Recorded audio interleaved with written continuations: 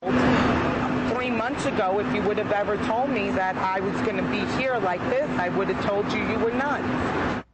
A young boy sick and stuck in Orlando, finally getting to go home to New York. First on Fox tonight, Fox 35 has been following the heartbreaking story of Justin Heilman for weeks now. And today, his family finally got their wish to go home. If you haven't seen his story, he is the 7-year-old boy from New York who came to Orlando for a Disney vacation back in April.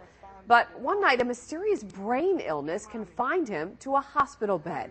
He cannot walk, talk, or eat, and he's been stuck in Orlando for nearly 2 months. In order for him to get home, he needed at least $15,000 to pay for a private medical jet. Today, Trinity Air Ambulance International came forward to help the family out. David Martin broke this story and actually flew up to New York with Justin and his mom today. He just got back to Orlando with this very bittersweet story only on Fox. Hi, David. Well, good afternoon, Amy. We just got off the plane, so forgive me if we sound a bit rushed. I gotta tell you, this is a story about a sick, undiagnosed child, but it's also a story about raw generosity from complete. At the Orlando Executive Airport this morning at about 9 o'clock and got on board that Trinity Air ambulance with Mom and Justin, and we were bound for New York. You can see him there loaded in. As you mentioned, this is a flying ICU, and it was a complete donation. Karen Romero will not have to pay one dime of its $18,000 bill.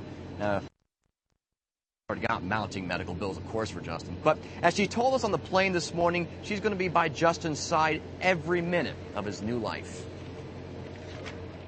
That's my rock. I have 2 children, and I have to hold it together for them. I'm just a mom. I'm nothing. I'm no more than what any other mother would do for their child. All right.